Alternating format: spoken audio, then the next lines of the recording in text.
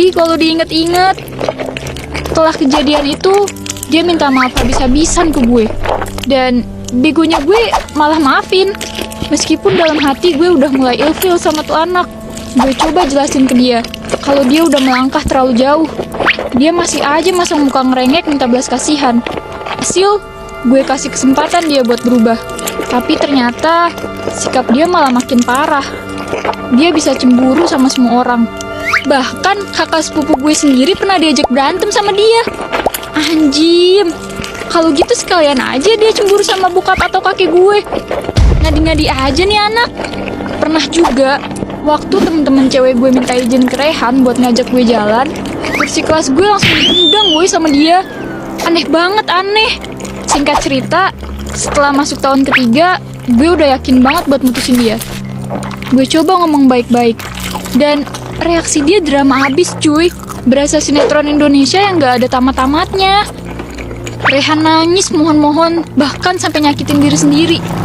Asli, gue udah mentok banget kalau mainnya beginian. Bahkan dia nyumpahin gue yang aneh-aneh kalau gak balikan sama dia. Dalam hati gue, siapa lo nyumpahin gue? Semenjak itu, si Rehan mulai ngerokok untuk nunjukin kalau dia sakit hati. Jujur, entah kenapa lubuk hati gue yang terdalam masih ada rasa kasihan lihat dia. Tapi, gue udah terlalu banyak ngalah. Gue juga kasihan sama diri gue sendiri.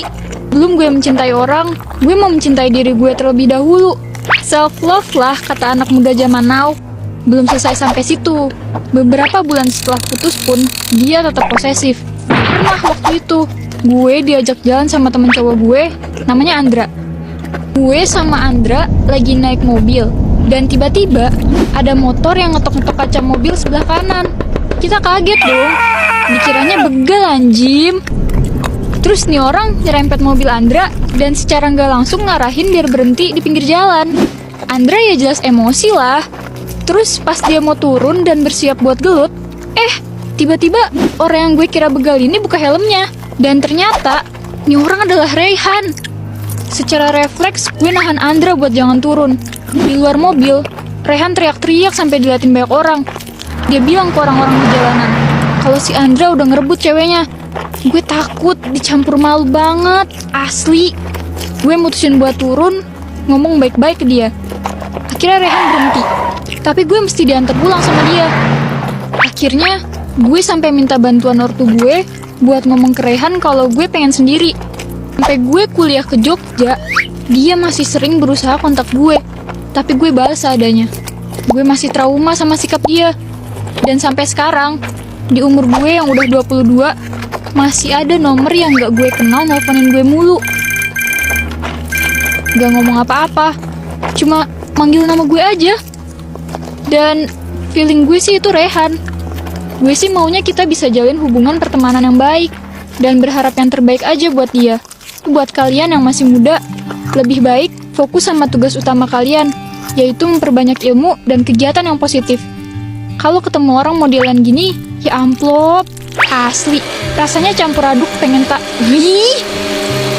Kalau pacaran pun, yang sewajarnya aja, jangan berlebihan. Karena apapun yang berlebihan itu nggak baik. Kalian berhak menentukan arah tujuan kalian, bahkan hati sekalipun. Jangan sampai hati dan perasaan kalian korbankan untuk seseorang yang buat kalian menderita. Sekian cerita dari gue. Kalau kalian punya cerita yang menarik, silakan kirim ke email di bawah ini ya. Email loh, email. Jadi please perhatiin. Capek aku tuh ngingetin kalian yang nanya mulu. Dan jangan lupa klik tombol like, share, komen, dan subscribe channel Gue Punya Cerita.